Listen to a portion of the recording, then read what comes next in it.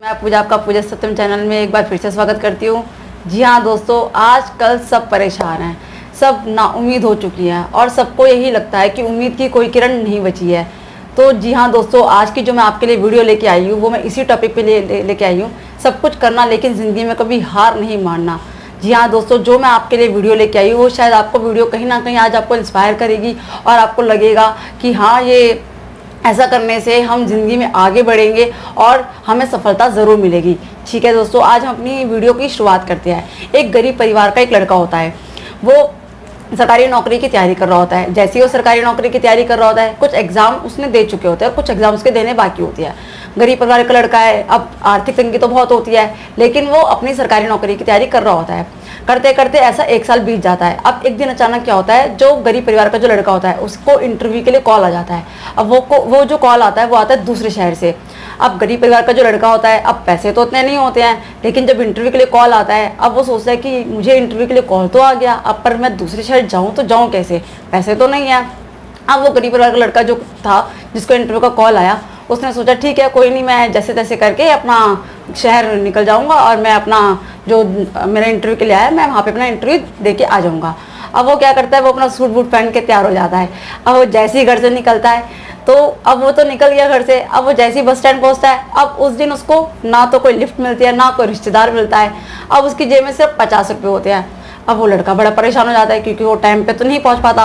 अब उसे लगता है कि मैं क्या करूं, मेरी जेब में से 50 रुपये पड़े हैं, अब इस 50 रुपये तो मैं इंटरव्यू पे तो जा नहीं पाऊंगा क्योंकि बस का किराया भी ज़्यादा है, आने जाने में भी मैं क्या करूँगा। कुल मिला के वो परेशान हो जाता है, हताश हो जाता है। अब वो इतना ही परेशान होता है, वो भगवान को कोसने लगता है कि भगवान क्या है, मतलब इंटरव्यू के लिए भी कॉल आ गया और अब जब आज फाइनली मेरी नौकरी लगने वाली है, लेकिन अब मेरे पास पैसे ही नहीं है, मैं इंटरव्यू देने जाऊँ तो जाऊँ कैसे।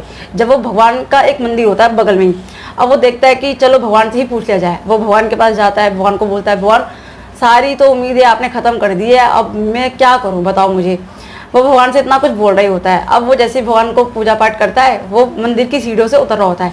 मंदिर की सीढ़ियों से जैसे ही उतरता है, वो अपने शूज़ के लेसेस बांधना होता है, शू के लेसेस तो बांध रहा होता है। अब इतने में वो फिर भगवान को बोलता है भगवान क्या मतलब आप भी मतलब इंटरव्यू के लिए फ़ोन आ गया और अब मैं कैसे जाऊँ इंटरव्यू देने के लिए, जेब में सिर्फ 50 रुपये पड़े हैं। अब उसकी नज़र पड़ती है एक भिखारी पे। अब वो जो भिखारी होता है उसके जो कटोरा होता है, भीख का जो कटोरा होता है, उसमें काफ़ी पैसे भरे होते हैं। अब वो गरीब परिवार का लड़का बड़ा चिंतित होता है, कहता है यार जिसको पैसे की ज़रूरत है उसके पास पैसे नहीं है, अब ये जो भिखारी है इनके पास पैसे ही पैसे हैं। भगवान आपकी लीला भी अपरंपार है, आप कैसी चीज़ें कर रहे हो। अब इतने में भिखारी को समझ आ जाता है कि ये लड़का है जो थोड़ा परेशान है। अब भिखारी उस लड़के से पूछता है अरे भाई साहब क्या बात है, बताइए ज़रा, बड़े दुखी से लग रहा है। अब वो जो गरीब परिवार का जो लड़का होता है वो कहता है नहीं नहीं मुझे कोई परेशानी नहीं है। वो कहता है नहीं नहीं बताओ, मैं शायद तुम्हारी कुछ मदद कर पाऊँ। तो गरीब परिवार का जो लड़का होता है वो बोलता है कि हाँ बाबा जी मुझे इंटरव्यू के लिए जाना है, पर मेरे पास पैसे तो नहीं है। तो इस पे जो भिखारी होता है, तो भिखारी कहता है ठीक है, तो आपके पास आपको जितने पैसे चाहिए आप मेरे से अब वो पैसे लेके आप जाइए और इंटरव्यू दे के आ जाइए। अब इस पर वो गरीब परिवार का जो लड़का होता है वो बोलता है अरे आप तो खुद भीख मांग के ही कमाते हो, तो मैं आपके ही पैसे लेके जाऊंगा और इंटरव्यू देने जाऊंगा, ये बात तो मुझे सही नहीं लग रही है। तो इस पे भिखारी बोलता है देखो मुझे कुछ नहीं होता है, मैं अपना भीख मांगता हूँ, सब ऊपर वाले की देन है, और जो भीख आती है उससे मैं अपना दवाइयों का खर्चा और 2 टाइम का रोटी पानी और जो पैसे जो बच जाते हैं वो मैं मंदिर में वापस दान कर देता हूँ, तो तुम्हें जितने पैसे चाहिए तुम लेके इंटरव्यू देने के लिए चले जाओ। अब इस पे वो लड़का बड़ा खुश होता है, तो लड़का बोलता है कि हाँ बाबा जी मुझे 500 रुपये की ज़रूरत है। तो भिखारी अपने से कटोरे में से लेके 500 रुपये उसको दे देता है। अब जैसे उसको 500 रुपये देता है तो वो कहता है कि बाबा जी मैं ज़रूर आऊँगा जब मेरा इंटरव्यू क्लियर हो जाएगा। अब वो बड़ा खुश होता है, लड़का चला जाता है। जैसे हो जाता है उसको लगता है कि वो मतलब मन ही मन खुश होता है कि हाँ भाई ठीक है, इंटरव्यू में चला जाता है, इंटरव्यू गया और इंटरव्यू पे पास हो जाता है और उसकी सरकारी नौकरी लग जाती है।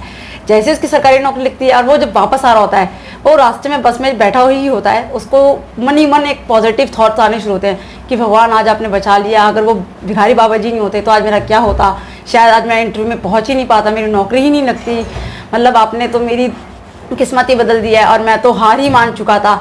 वो भगवान को थैंक्स कर रहा होता है मन ही मन। और वो जैसे ही मंदिर में आता है तो मंदिर के आसपास भीड़ लगती है काफ़ी सारी। अब वो जो आदमी था जिसको जो भिखारी बाबा ने 500 रुपये दिए, वो देख के बड़ा अचंभित होता है कि मंदिर में इतनी भीड़ क्यों है। वो देखता है कि अरे इतनी भीड़ क्यों लगी है, तो कहता है कि हाँ कोई भिखारी की मृत्यु हो गई है। इस पे जो आदमी होता है वो कहता है भिखारी की मृत्यु हो गई है, ये कैसे हो गया।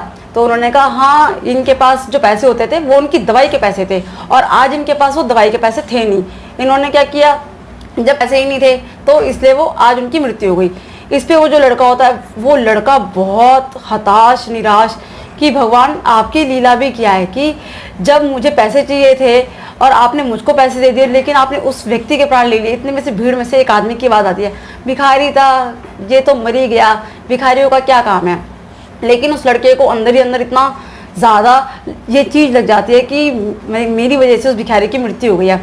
लेकिन वो फिर भगवान को बोलता है कि भगवान सच में आप कहीं ना कहीं किसी ना किसी रूप में आके ही आप अपने बंदों को भेजते हो, और जब आपके बंदे परेशान होते हैं, दुखी होते हैं, निराश होते हैं और आप उनको किसी ना किसी कारण से बचा ही लेते हो।